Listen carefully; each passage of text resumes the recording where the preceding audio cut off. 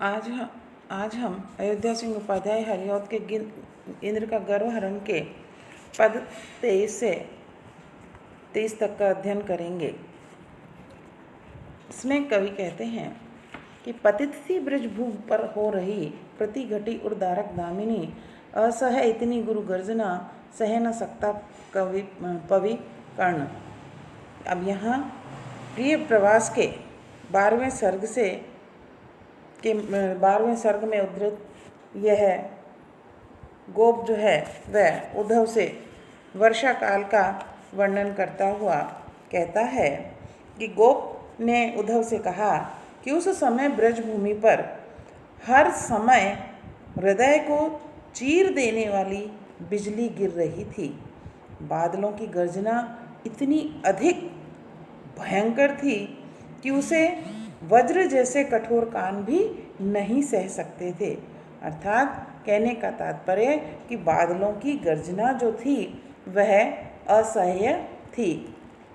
आगे कहते हैं कि तिमिर की वहती प्रभुता बड़ी, सब तमोमय था दृग देखता, चमकता वर वासर था बना, असितता खनी भाद्र कुहु निशा।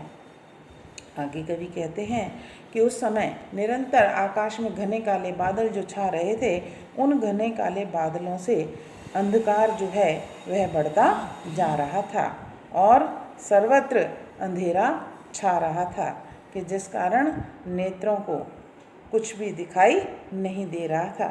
जो कुछ भी था वह अंधकारमय ही दिखाई पड़ रहा था। आगे कवि कहते हैं कि उस दिन मतलब सुंदर प्रकाशपूर्ण दिन भी उस समय भाद्रपद की अमावस की रात्रि के समान काली माँ की खान जैसी लग रही थी कि बादलों की घनघोर घटाओं के कारण चारों ओर अंधेरा छा गया था कि जिस प्रकार अमावस्या पर अंधकार व्याप्त हो जाता है, वह उसी प्रकार जो दिन था वह भी उस अमावस्या की रात्रि के समान दिखाई पड़ रहा था। कहने का तात्पर्य कि बादलों की घनघोर जो काली घटाएं आकाश में छा गई थी, उसके कारण दिन भी रात्रि के समान प्रतीत हो रहा था।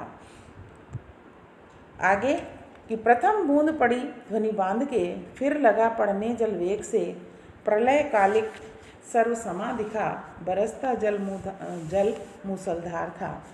आगे कवि कहते हैं कि आकाश में घने काले बादलों की गड़गड़ाहट के साथ वर्षा की पहली बूंद जो है वो धरती पर पड़ने लगी और धीरे धीरे फिर वह जो वर्षा का जल है बड़े ही वेग से गिरने लगा, अर्थात मूसलाधार वर्षा होने लगी। जब वर्षा की बूंदें तेजी से गिरने लगी तो उसने मूसलाधार रूप धारण कर लिया और उस समय प्रलय काल का सारा वातावरण दिखाई पड़ने लगा।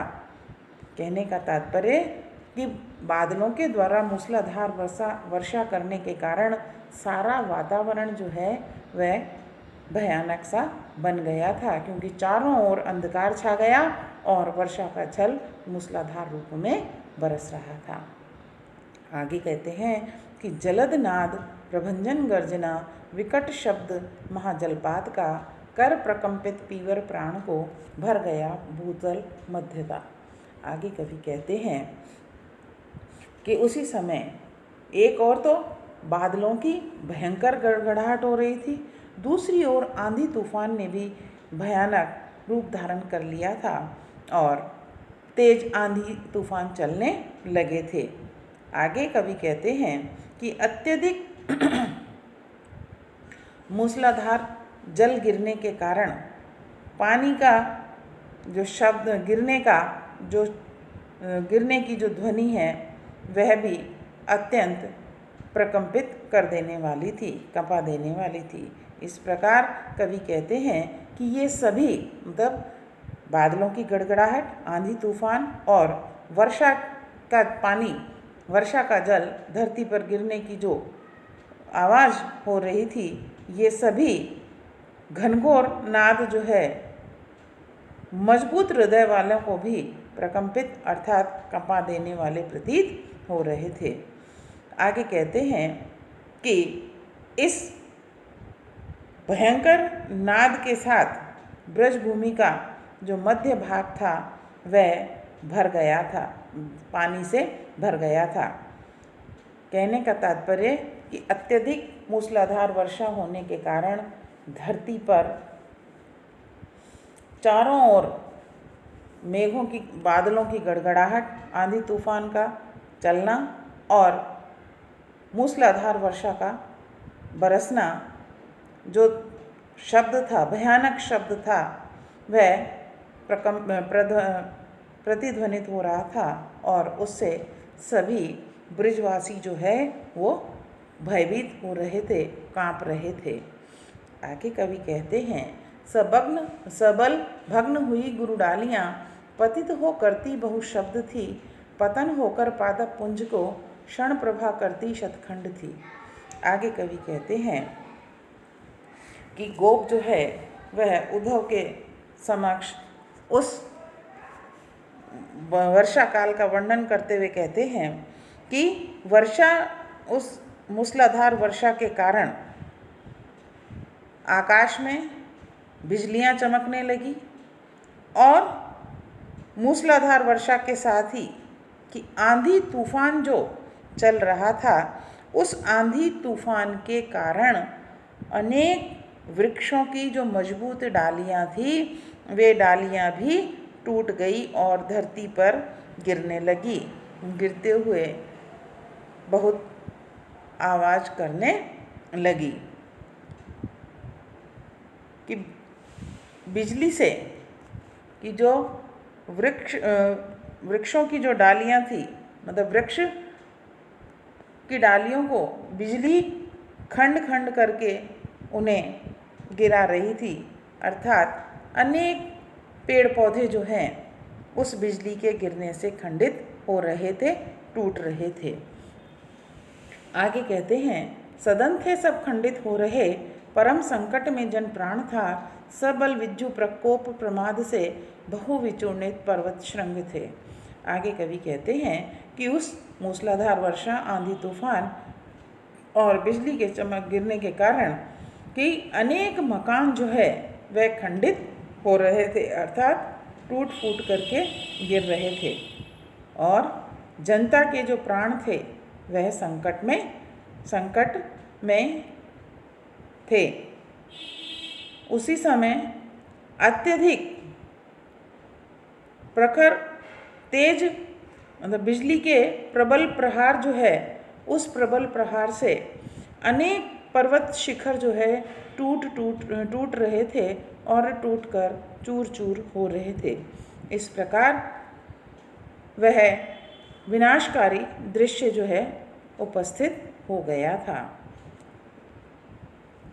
आगे कवि कहते हैं कि दिवस बीत गया, रजनी हुई, फिर हुआ दिन, किंतु न अल्प भी, कम हुई तन तोम प्रगाढ़ता, न जलपात रुका न हवा थमी।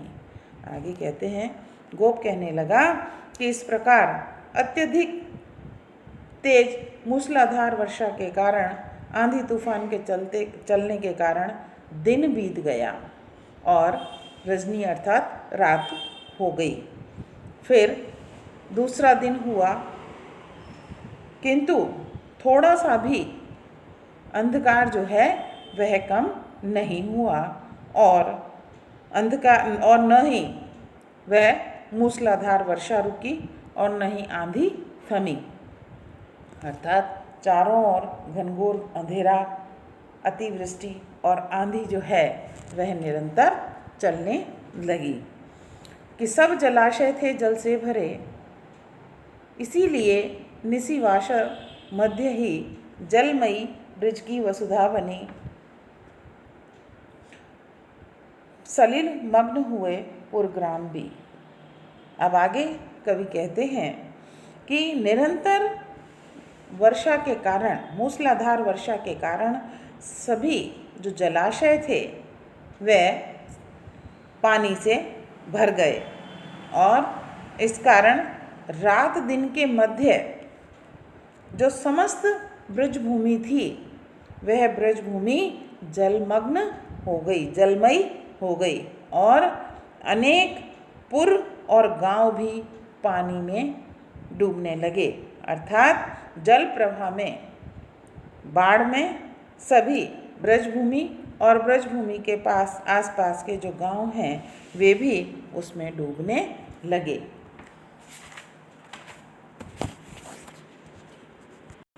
इस प्रकार कवि ने अतिवृष्टि के प्रकोप का वर्णन किया है कि यहाँ दिन और रात ब्रजभूमि पर बरसने वाला जल जो है वह जल प्रलय की स्थिति उत्पन्न कर रहा है, कि उस जल प्रलय में विनाश जो है वह दिखाई पड़ रहा था।